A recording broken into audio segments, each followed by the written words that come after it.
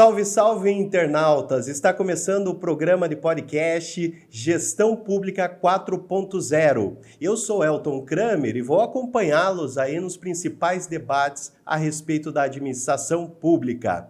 E hoje temos como convidado o professor Ricardo Almeida. Professor Ricardo, que é procurador do município do Rio de Janeiro e professor da UERJ. Seja muito bem-vindo, professor Ricardo. Elton, muito obrigado a todos que nos assistem, agradeço o convite, a oportunidade. Fico à disposição aqui para tentar contribuir com o programa, enfim, com o podcast que fala sobre a administração pública, né? Nós precisamos realmente investir na qualificação e no olhar, não só de quem está dentro da administração, mas quem está fora da administração pública também, para entender melhor a importância e como pode melhorar a gestão pública no Brasil.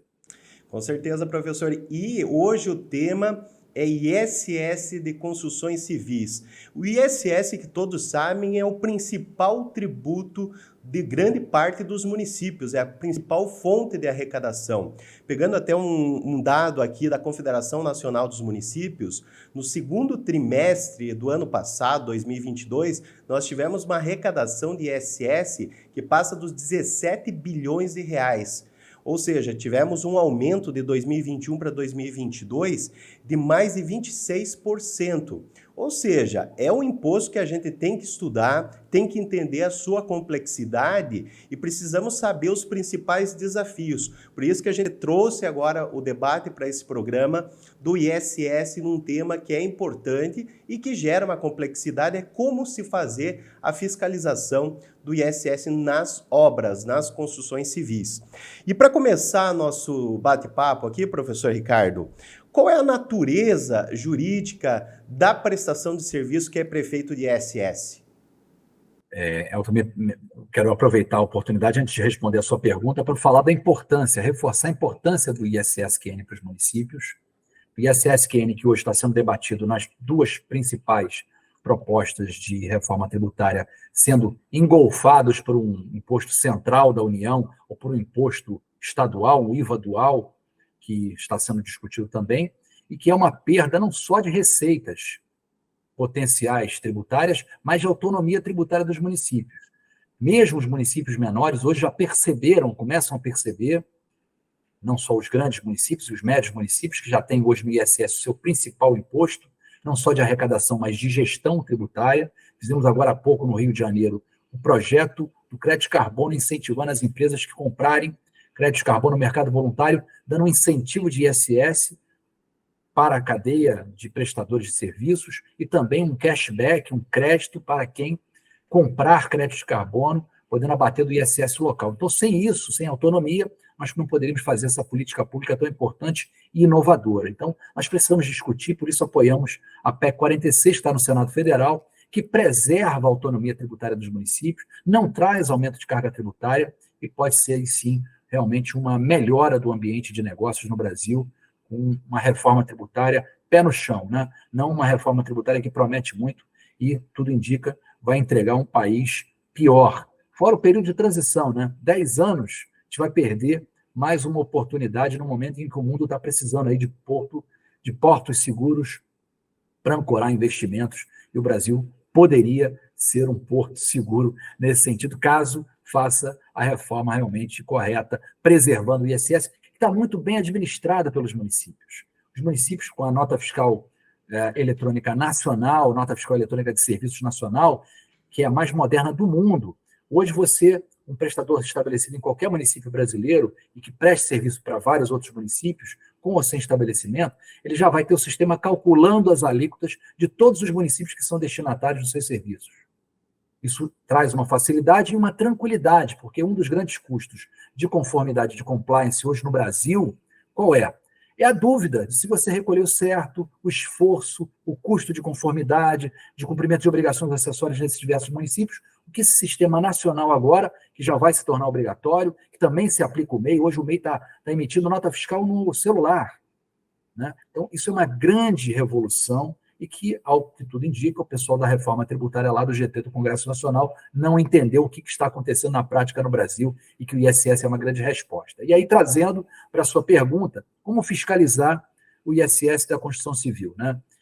Primeiro, nós tivemos aí durante um bom tempo uma dúvida que foi suscitada não pela Lei Complementar 116, que trouxe um critério muito claro, né? E eu participei através da Abrasf, né, como assessor jurídico já à época, das discussões das câmaras técnicas que geraram o anteprojeto que virou essa Lei Complementar 116. Ela é fruto, é produto das discussões da Abrasf, feita a muitas mãos, com todos os setores, né?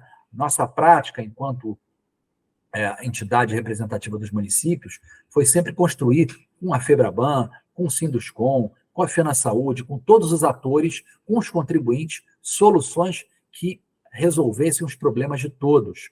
Então, isso foi construído a muitas mãos, dentro de uma perspectiva de relações horizontais, consensuais com os contribuintes, pré-normativas. Por isso que a Lei Complementar 116 deu certo, deu muito certo. Demorou a ser consolidada porque as disputas que surgiram não foram provocadas pelos contribuintes. Infelizmente, elas foram provocadas, em grande parte, por teses jurídicas elaboradas por advogados que querem extrair desses conflitos honorários. Né? Vamos falar aqui a verdade. Né? Mas o Supremo Tribunal Federal, em todos os casos, ele não declarou nenhuma norma da Lei Complementar 116 inconstitucional. Nenhuma. Eu atuei em todos os casos, seja com amicus curiae ou por municípios que contrataram, né, contrataram o nosso escritório para atuar junto ao Supremo Tribunal Federal defendendo a Lei Complementar 116. Todas as hipóteses, seja da lista de serviços, seja dos critérios colocados nos artigos da Lei Complementar 116, todos eles foram ratificados pelo STF, confirmando essa função de prevenir conflitos de competência entre estados e municípios, entre estados e municípios de União, entre as espécies de incidência tributária do nosso modelo de tributação do consumo, que é tripartite, que reconhece a nossa federação.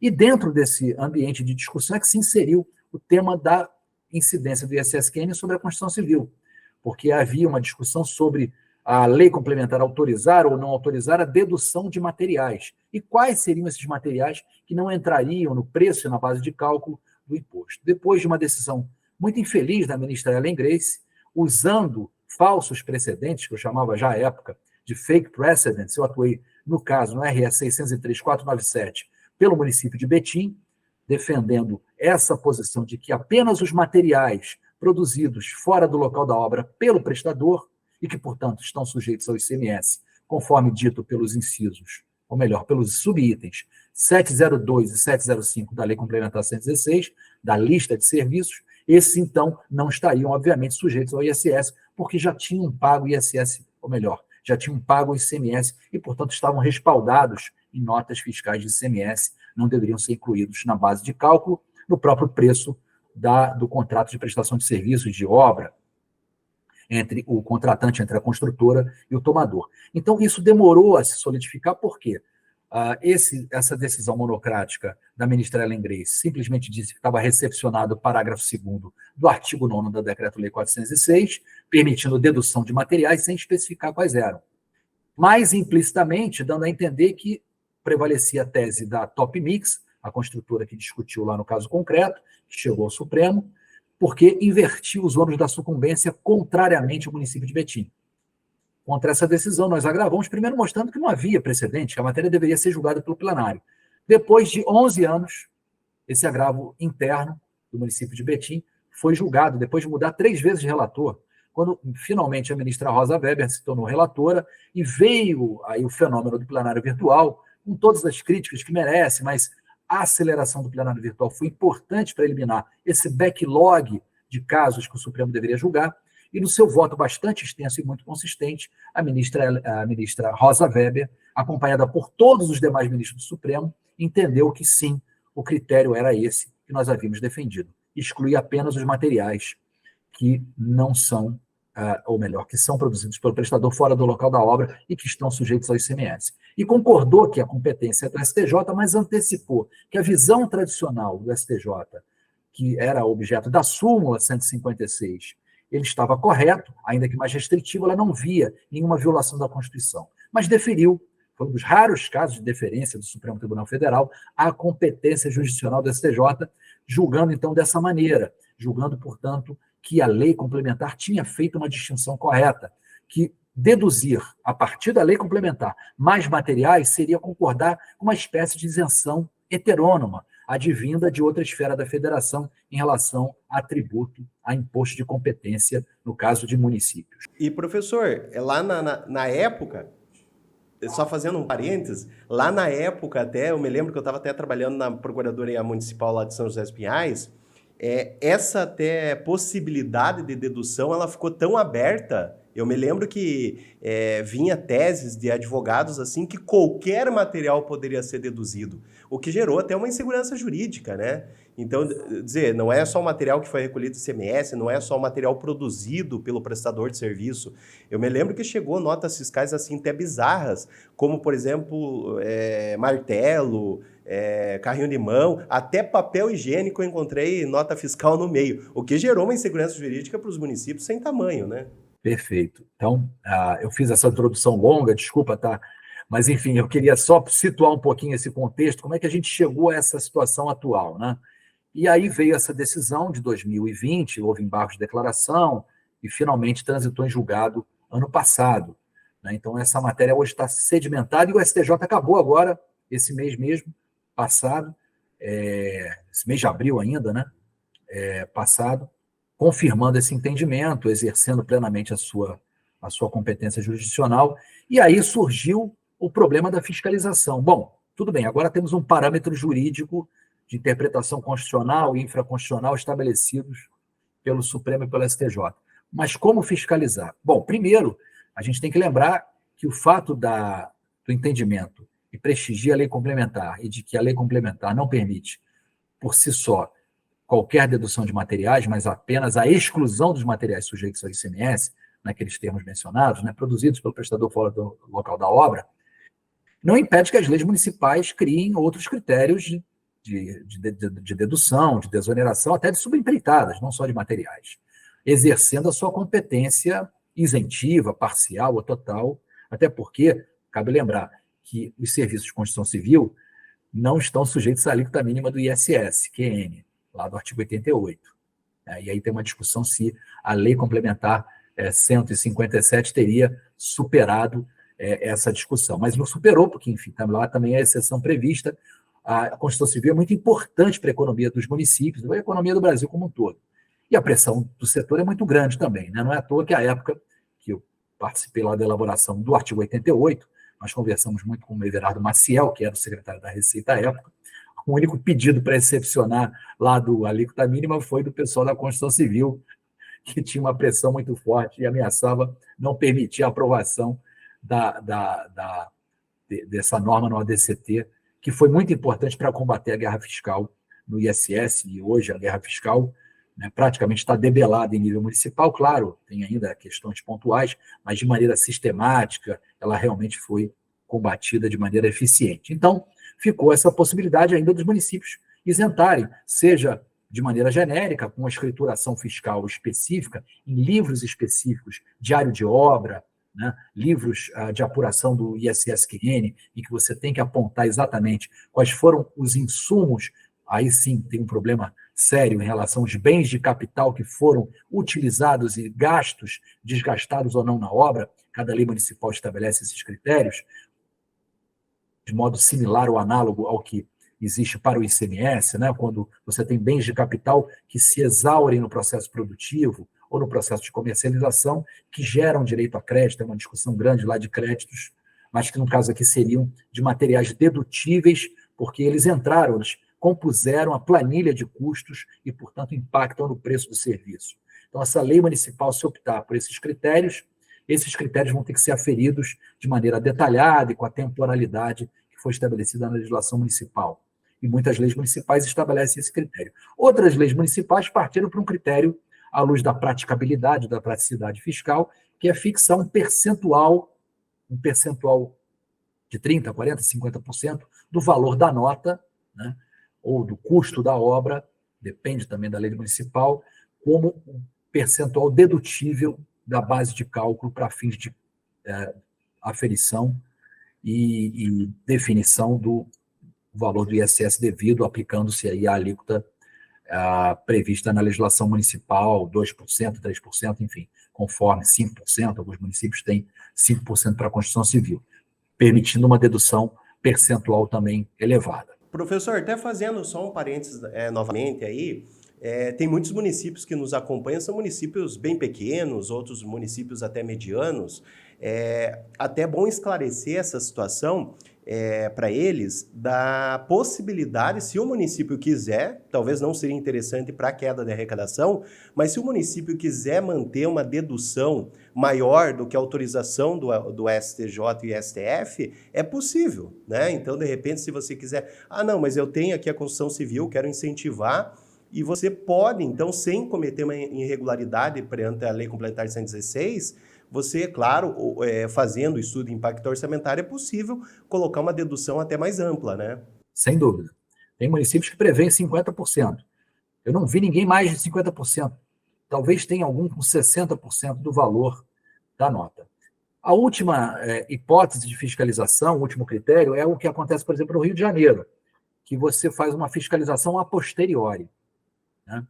Tem até a obrigação de recolhimentos durante as prestações, de acordo com as etapas da prestação, que não necessariamente coincidem com as etapas, ou com o cronograma de desembolso, né?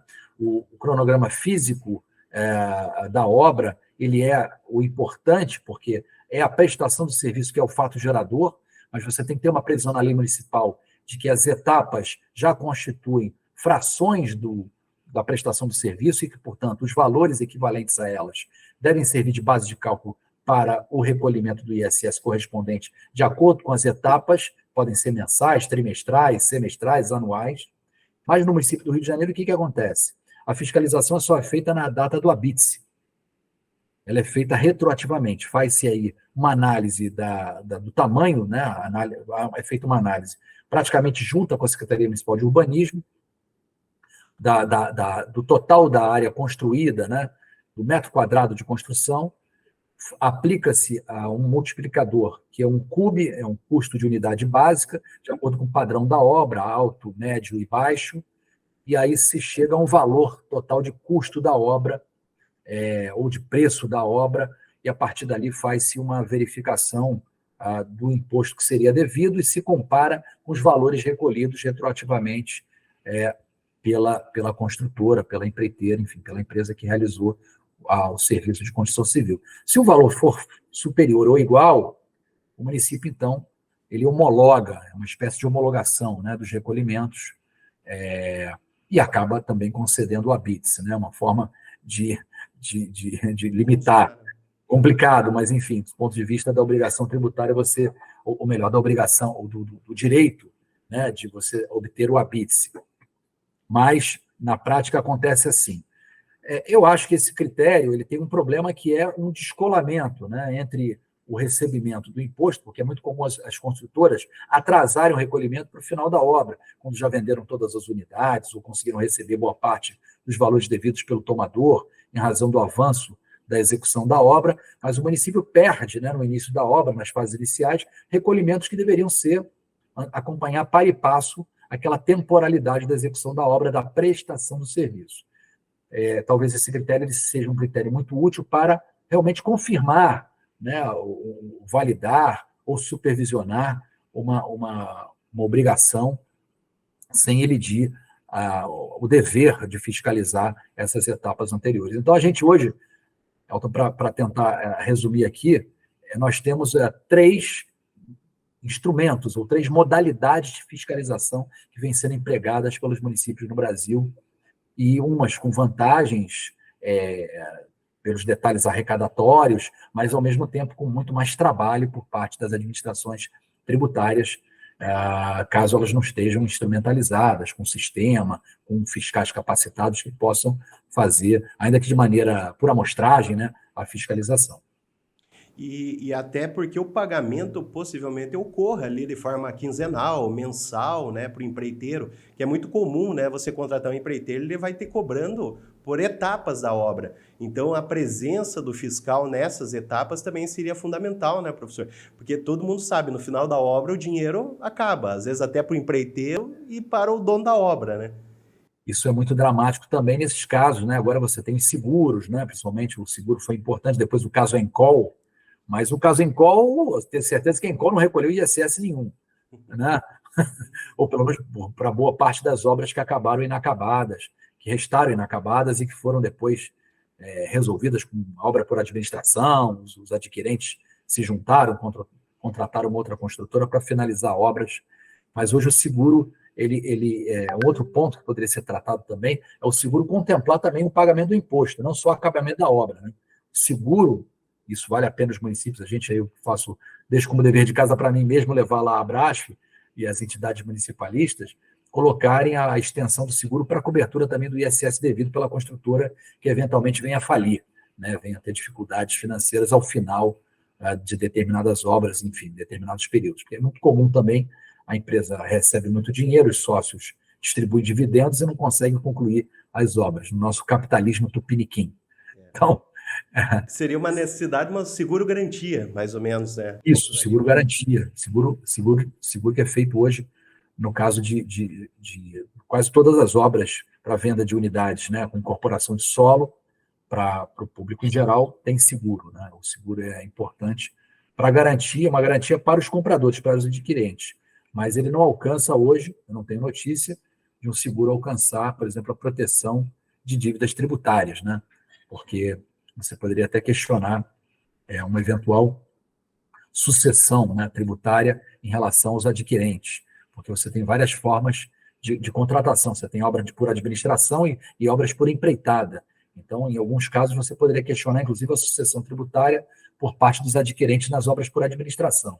E eles muitas vezes não atentam para esse fato e acabam completando a obra ou mudam de construtora e ela acaba assumindo uma obra que tem um passivo tributário passível de sucessão tributária. Isso é um tema pouco discutido também, pouco conhecido, mas que vale a pena mencionar aqui, porque as administrações tributárias muitas vezes não enxergam, ficam ali perdidas, mas agora faliu, como é que eu cobro? Posso cobrar de quem passou a adquirir, quem adquiriu aquele ativo, né? Barra passivo, né? Que é a obra. Então, é um tema, inclusive, para discussão no âmbito de falência, de recuperação judicial, que tem acontecido aí aos borbotões no Brasil. É interessante, até porque senão o município fica vendo navios, né? Ficar atrás da massa falida, possivelmente não sobra nada. E o adquirente está com imóvel, né? No mínimo, imóvel você consegue, pelo menos, para efeitos aí de cobrança. Professor, e a questão, por exemplo, de pequenos municípios, porque a gente pensa assim, um empreiteiro, uma pessoa jurídica, uma construtora de grande porte, mas às vezes não é. Às vezes o empreiteiro é o Zezinho da esquina, que está construindo junto com 3 ajudantes, né? Que é muito difícil para o município saber quem que ele é e muitas vezes nem bens ele tem, nem CNPJ. Seria interessante, para evitar a evasão tributária, criar a figura do responsável tributário e aí, no caso, colocar o dono da obra? Qual a sua opinião sobre isso? Eu acho que pode sim, juridicamente é perfeito e acho que é saudável também do ponto de vista da administração, porque você elegendo um responsável como sendo o proprietário do imóvel no qual está sendo feita a obra, ou adquirente, você consegue garantir que aquele imposto seja cobrável, caso essas pessoas, porque essas pessoas às vezes nem residem no município, elas são contratadas de fora, é um mestre de obras, enfim, é uma pessoa jurídica pequena, é um microempreendedor individual que vem, faz a obra e não recolhe o imposto, né? Então, muitos municípios têm essa previsão da responsabilidade tributária do adquirente, né, do imóvel, quando tem incorporação de solo, ou daquele que tem reforma ou levanta prédio em terreno de sua propriedade. Então, a responsabilidade tributária aí sim me parece possível, porque ele tem relação direta com o fotogerador, né, está atendido lá o requisito do artigo 128 do Código Tributário Nacional, e, ao mesmo tempo, você tem uma tangibilidade, né, uma proximidade, uma praticabilidade de cobrar daquele que é o munícipe, né? Pode até não residir no local, mas ele tem ali uma relação de um bem de raiz, né, de um direito real, de um bem de raiz, do qual ele é proprietário do território municipal, o que cria um liame, né? Facilita, porque às vezes você não consegue alcançar esse prestador, que é um prestador eventual. Agora, isso tem que estar conectado também com o tema da licença de obra. Eu falo muito que a fiscalização tributária ela tem que andar, muitas vezes, de mãos dadas com a fiscalização de atividades econômicas, para que você exija o licenciamento prévio, faz o embargo da obra, e ao também criar a obrigação de licenciamento, licença de obra, também cria as obrigações tributárias para que, caso elas não sejam prestadas, a licença de obra seja suspensa. Aí você consegue novamente embargar a obra. Então, é uma forma de você fazer aí uma dinâmica, uma correlação entre a administração ordenadora municipal e a administração tributária municipal. É importante também os cadastros, né, estarem atualizados e também conectados, né, porque não adianta, por exemplo, a Secretaria de Urbanismo vai trabalhar com a BITS, vai trabalhar com a aprovação do projeto e não comunicar a Fazenda, que precisa cobrar o ISS, as taxas, né? Ele tem que ter uma interligação, um compartilhamento de informações, né, professor? Perfeito. Concordo, acho que é muito, muito interessante a criação desses instrumentos. Claro, os municípios têm realidades diferentes, mas tentar adaptá-las não para dificultar a vida do contribuinte, ou do cidadão, ou das empresas, ou, enfim, dessas iniciativas que são menores, de obras, de reparos, de reformas, mas para garantir que isso tenha um acompanhamento e que não haja aí evasão fiscal ou mesmo a sonegação fiscal, privando o município de verbas que são importantes para o financiamento das suas políticas públicas, já que ali, ainda que por alíquotas pequenas, né, com benefícios de dedução de materiais, há sim capacidade contributiva que merece ser gravada e revertida, né, o produto da arrecadação para o orçamento do município. Professor Ricardo, recentemente tivemos uma decisão do STJ, que o professor até mencionou aí no bloco passado, que é o RESP 19.16.376, que agora, em março, né, de 2023, eles retornaram com aquele entendimento restritivo da dedução de materiais. E pelo resumo, né, do informativo aqui do STJ, vai ser permitida a dedução somente daqueles materiais produzidos pelo próprio prestador de serviço e que tem incidência do ICMS. A incidência do ICMS, tudo bem, porque transforma o insumo, na verdade, em mercadorias. Agora, restringir somente a material produzido pelo prestador de serviço, o que em tese ficaria de fora um material disponibilizado, ou seja, que ele compra numa casa de construção e repassa, mesmo através do ICMS, para o tomador do serviço. Então, esse material não deveria ser deduzido, na sua opinião, também? O que acontece? Esse é um dos temas que leva a uma discussão econômica, né, do fato gerador, não uma discussão jurídica. A discussão jurídica, a gente está sanada porque a gente respeitou o que está lá na lei complementar. Ela pode ser criticada, a lei complementar tinha que enxergar outros materiais, né? Então, o que é o material produzido? Qual é o exemplo clássico do material produzido fora do local da obra? Os materiais pré-fabricados. É muito comum o pré-fabricado, né, que é colocado lá e é montado no local, enfim, casas pré-fabricadas, lajes, estruturas de concreto, e não o concreto que é feito ou seja, o concreto armado, prévio, que é somente instalado. Aquele que é preparado na betoneira, que é descarregado no local da obra, ele é considerado como insumo, ele não é mercadoria, né? Isso já tem decisão muito antiga, inclusive do próprio STJ. É o caso até da Top Mix, inclusive, o case de cimento, de concreto, de misturas, argamassas, etc., que são despejados no local da obra e precisam ser preparados naquele momento ou imediatamente antes de serem utilizados na obra. Claro que esse ICMS ele não gera crédito, né? Esse ICMS recolhido numa esquadria comprada, enfim, mas integra o preço do serviço. Ele integra o preço do serviço, é custo, né? É insumo próprio da obra. Então, por isso, inclusive, alguns municípios entendem que devem excluir esses valores, né, que permitem uma dedução ainda que percentual de materiais exatamente para desonerar do imposto que já foi recolhido, já que o ICMS também, na sua cota à parte, gera receita para os municípios, né? Aí tem um problema também de identificação do IPM, né, do Índice de Participação do Município, se aquela nota que foi expedida foi expedida para o outro município, né, do próprio estado ou até de outro estado, que não vai gerar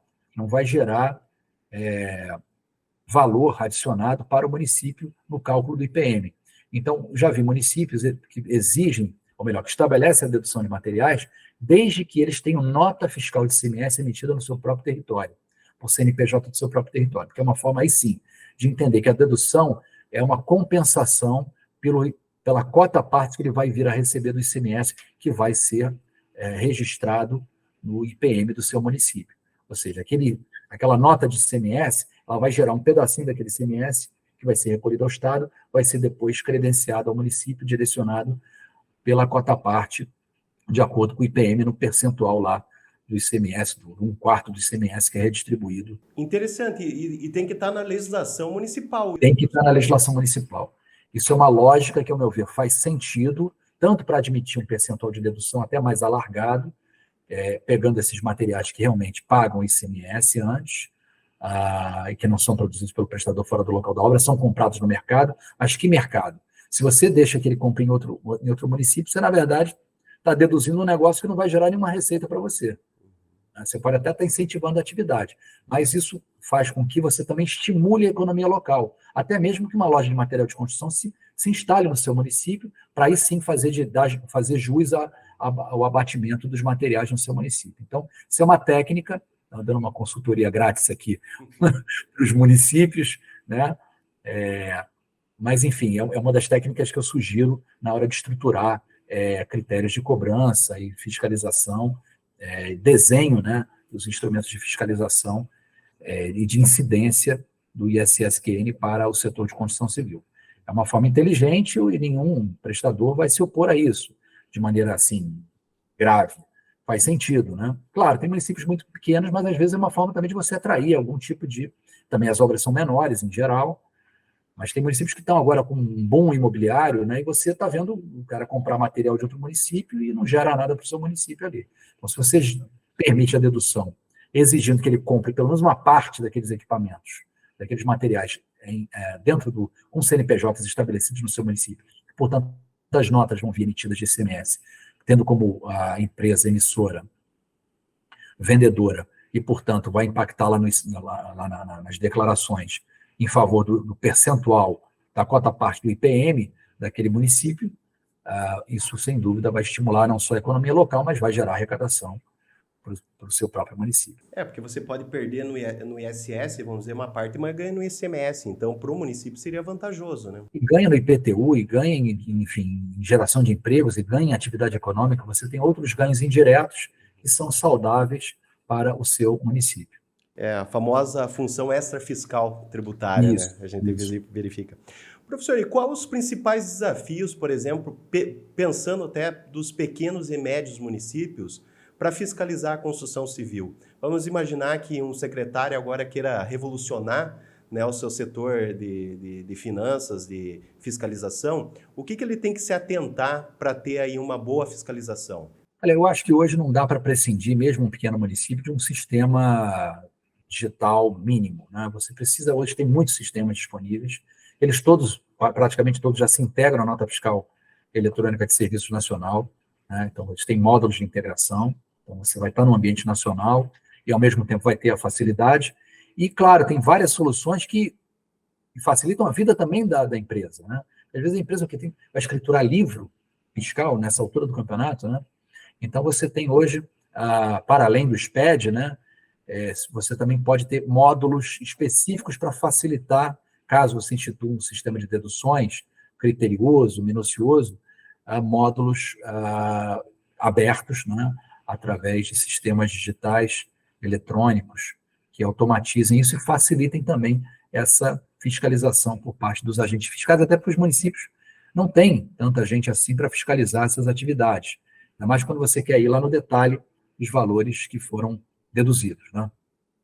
Ou são dedutíveis. Então, eu recomendaria investir um pouco aí, e às vezes um próprio consórcio municipal, são municípios pequenos, você, através do consórcio, consegue contratar uma solução digital, e às vezes até apenas um módulo, às vezes cada município já tem um sistema, mas precisa de um módulo que enxergue aí as atividades das empresas de construção civil, até mesmo lá dos pequenos construtores, das empresas que fazem reformas, transformações, também podem aderir a essas soluções. Então, claro que tem que ter um desenho jurídico, né? Cada município tem as suas soluções, mas é possível criar aí e customizar alguns módulos que já estão disponíveis no mercado para isso. É a minha sugestão. E uma coisa que o professor até comentou, que é a base de cálculo presumida, que alguns municípios já optaram, né? Tem funcionado bem, e principalmente aqueles municípios que não falta mão de obra, né? Falta fiscal. Muitas vezes eu já constatei, por exemplo, em alguns cursos de capacitação que eu fui, tinha um fiscal para trabalhar com todos os tributos, ou no máximo 2, 3 fiscais. Ou seja, se torna até inviável você deslocar um fiscal ali para ficar analisando as notas fiscais. Claro que o ideal é ter um corpo aí de fiscais suficiente para o porte do município. Mas vamos dizer que não há. Aí a alternativa seria, então, a base de cálculo presumida, professor, na sua opinião? Eu acho que sim. Claro, você não vai poder dispensar a análise das notas de ICMS, né? Porque, enfim, elas são exclusão da base de cálculo, não propriamente a dedução, né? Na verdade, a incidência, não há incidência sobre esses materiais, sobre essas mercadorias do ISSQN. Essa análise vai ser imprescindível, não vai ter que acontecer agora. Em relação a materiais dedutíveis, caso a lei municipal estabeleça essa possibilidade, aí se o município realmente não tem uma capacidade de fiscalização, é melhor você instituir um percentual de corte, e aí você vai poder fiscalizar só contrato, enfim, só nota fiscal expedida, para ver se, de fato, aquilo ali está sendo respeitado, aquele critério, que é um critério, né, grosso modo, mas que facilita e dá uma garantia maior e uma tranquilidade para o próprio fiscal, que pode ser questionado quanto à omissão. Por que você não fiscalizou? Vai ter que justificar, porque eu sou 1, 2, 3 para fiscalizar o município inteiro. E aí, com esse critério, ele fica mais confortável para chegar a resultados, caso de fato ele faça a fiscalização, e para o próprio contribuinte também cumprir de maneira mais simples com as suas obrigações, tanto acessórias quanto a obrigação principal, que é recolher o imposto devido equivalente lá ao montante dos serviços prestados, né? O valor dos serviços prestados, o preço dos serviços que ele prestou. Professor, e falando de ISS, uma pergunta que não quer calar, o que o professor espera do julgamento aí do Supremo Tribunal Federal a respeito da Lei Complementar 157 e 175? Porque é uma coisa que os municípios aí, principalmente do interior, estão esperando, né? Um é o sistema, a liberação do sistema, e outro é a questão que porque o Supremo começou pelo plenário virtual, a tendência de declarar inconstitucional algo que está pronto, algo que estava já prestes a ser implementado, e algo ótimo para os municípios, principalmente pequenos, e agora voltou para o plenário físico. O que esperar disso? Na verdade, não voltou, né? O ministro Gilmar Mendes acabou de cancelar o destaque. Vai voltar, então, para o virtual? Voltou para o virtual e voltou para o virtual com um voto do ministro Nunes Marques e com o voto do ministro André Mendonça. O ministro André Mendonça votou acompanhando o ministro relator Alexandre de Moraes, portanto, perfazendo 8 votos, e o ministro Nunes Marques votou abrindo a divergência. Então, hoje, a votação que está continuando no plenário virtual está 8-1, pela inconstitucionalidade da Lei Complementar 157, mesmo com as alterações ou com os acréscimos feitos pela Lei Complementar 175. Então, a gente tem uma expectativa de que esse julgamento vai se consolidar, a norma vai ser declarada inconstitucional, o que lança uma dúvida gigantesca sobre o debate da reforma tributária. Ora, se a lei complementar, que deslocou só 5 atividades para o destino, veio com outras normas adicionais e um sistema que pode se discutir se está em elaboração, se é bom, se é ruim, mas que está aí com atos normativos expedidos pelo Comitê Gestor de Obrigações Acessórias, pelo CEBOA, disciplinando lá as normas em nível infralegal. Se todo esse arcabouço que foi criado para a cobrança no destino é inconstitucional, o que dizer, então, da transferência de todas as atividades, ou melhor, de todas as incidências para o destino, como está prevista na lei complementar, ou melhor, nas PECs 45 e 110. O que vai ser necessário para fazer para que isso seja constitucional, essa mudança? E ninguém questiona isso. O Supremo está declarando inconstitucional 5 atividades no destino só de serviços, incidência de serviço do ISSQN, porque o que foi feito até agora não é suficiente para dirimir ou para não estimular conflitos federativos ou interfederativos. E as PECs que estão em discussão trazem toda a tributação para o destino, inclusive de bens, produtos e mercadorias, sem prever sequer a lei complementar. Sequer a lei complementar. Então, assim, são perplexidades que a gente vê hoje todos os dias e que não aparecem na grande mídia, que a grande mídia está aí cabalada, né, pelos bancos, pela indústria que quer empurrar a goela abaixo essas duas PECs 45 e 110, de uma maneira temerária, aventureira, é um salto no escuro, né, e realmente é um buraco negro, no qual a gente pode mergulhar, porque não tem previsão de nada. Diante, inclusive, de uma decisão, de uma discussão longa que foi travada na ADI 5835, estou atuando nesse caso também pela Abras, pela Frente Nacional dos Prefeitos, na ADI 5862 e na DPF 499, que são as 3 ações que estão estão liderando o debate no Supremo Tribunal Federal, são os veículos das discussões. Com esse resultado, basta ler lá o voto, quer concorde ou não, do Alexandre de Moraes, do ministro Alexandre de Moraes, que entende que o sistema que foi desenvolvido, com todos esses detalhes, não é suficiente para fazer funcionar dentro do federalismo fiscal, da tributação federativa, horizontal, vertical, como se queira definir, um sistema de cobrança do destino. Então, eu queria aqui me repetir. Como, então, entender que está madura a proposta de reforma tributária que transfere todas as incidências para o destino de acordo com as PECs 45 e 110? Estarrecedor. Não, e o pior é assim, que as pessoas acham que reforma seria sempre algo bom. Nem sempre. Depende do que se reforma e como se reforma, né? Tem muitas coisas para serem reformadas no direito tributário, né? Por exemplo, um caso que a Receita Federal não quer saber mais do ITR, porque já não entrega para o município de uma forma definitiva. O IPVA, por exemplo, é uma distorção que a gente não pega a aeronaves e embarcações até hoje. O Paraná tentou, né? Mas o Supremo barrou. Agora, a gente tentar colocar tributos extremamente complexos, transformando em um. O ICMS, por exemplo, eu trabalho aqui, mas eu não sei tudo do ICMS. É tão complexo, é um arcabouço, assim, que é um buraco sem fundo, muitas vezes. Cada vez tem mais normas, mais regras. E a gente transformar o ISS, algo que está dando certo, algo que tem uma ascendência na arrecadação tributária, e colocar lá na mão da União, sem falar da perda da autonomia do município, que eu trabalhei, eu sei como é importante isso para o município, e a gente vai transformar em algo que a gente não sabe realmente o que vai virar, né, professor? Isso é o grande perigo, né? E eu, com certeza, eu também, embora esteja no Estado, eu sei o perigo que os municípios estão correndo nisso. E a gente não tem a devida atenção. Sim, nós precisamos, e a PEC 46 endereça soluções para o ICMS, né? Eu trabalho também muitos anos com ICMS. Meu pai foi fiscal de ICMS, 50 anos. Né? ICM, foi um dos inventores da substituição tributária. Depois eu falava para ele, olha o monstro que vocês criaram.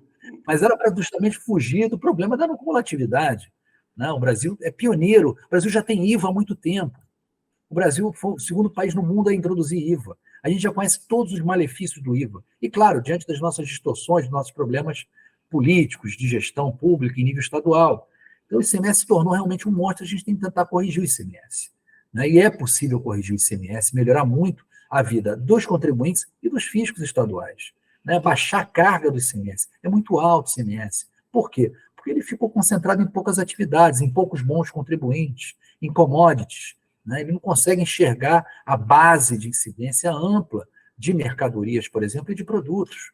Então, nós precisamos melhorar o ICMS e abaixar a carga tributária do ICMS. Por que a carga tributária do ISSQN é baixa?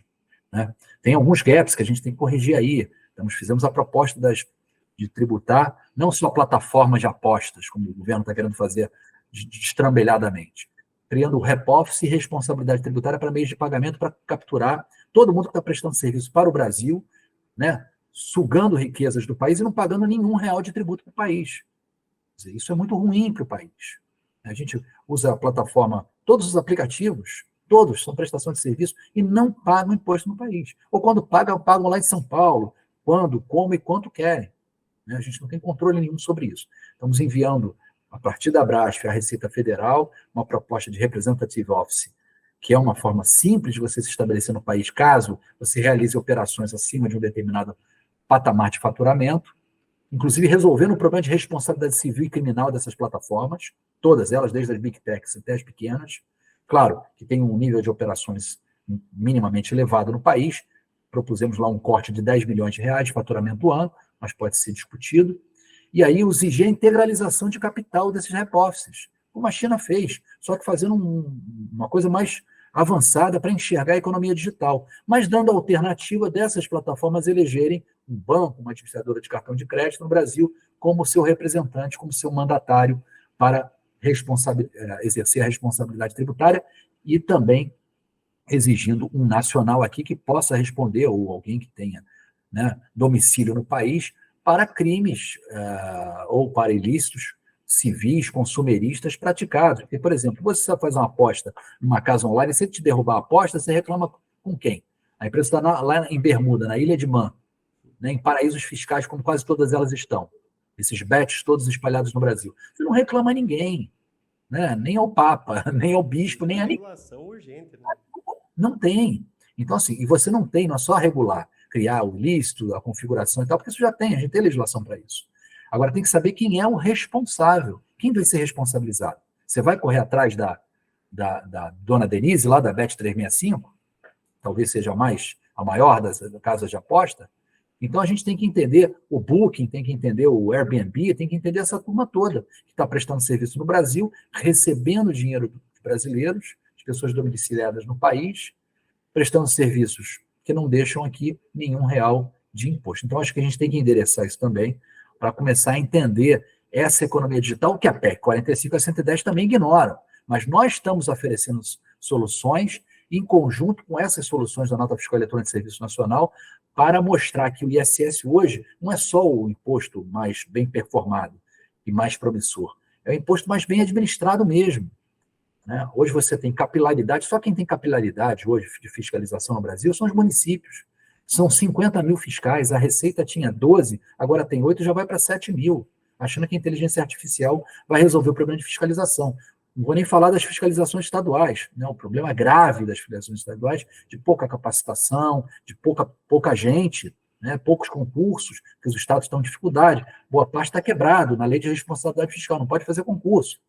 Então fica contratando, ou você vai assistir o que você assistiu recentemente na Austrália e na Holanda, em que você teve uma privatização de uma série de serviços, desde consultivos até executivos da área de fiscalização, e deu uma série de escândalos, de incompetências e escândalos. É só ver o caso da PwC, né?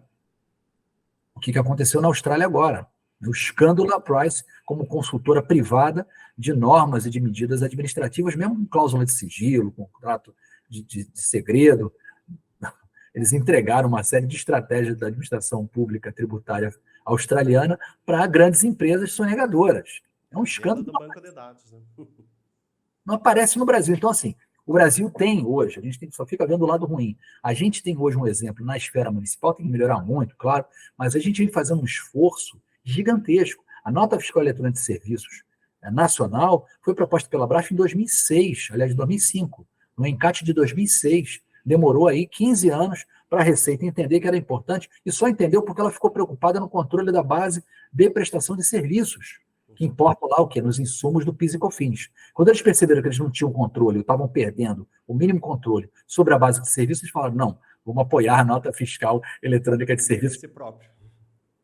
Mas é um raciocínio que não pensa o país, né? Só pensa o próprio metro quadrado.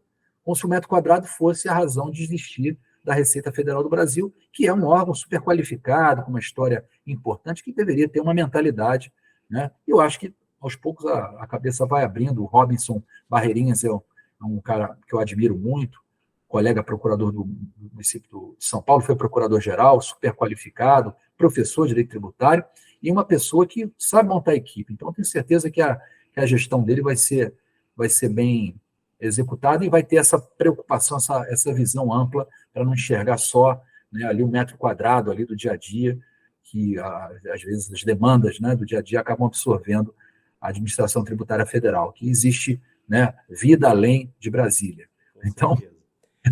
Professor, conversa está muito boa, mas no estender do tempo aqui, a gente vai encerrar o programa. Foi muito produtivo, com certeza nossos ouvintes aí gostaram, como eu gostei da conversa, do nosso bate-papo. Como eu falei, tem muito mais tema, a gente poderia ficar aqui um mês inteiro falando de ISS, porque é um tema importante, o professor tem muito conteúdo, mas infelizmente a gente tem esse tempo aí limitado do programa de podcast. Agradeço muitíssimo a presença do professor e fica aí o convite para próximas oportunidades no nosso programa. Elton, eu que agradeço a todos que estão ouvindo, fico à disposição para outras contribuições, um tema que realmente eu gosto bastante e, sem dúvida, tem muitos aspectos ainda a explorar. Muito obrigado. Nós que agradecemos, professor, e também agradecemos todos vocês que nos acompanharam todo esse programa na sua íntegra. Não esqueça de curtir, de se inscrever no nosso canal e acompanhar todos os episódios que ainda serão postados aqui no nosso canal Gestão Pública 4.0. Um grande abraço a todos e até a próxima.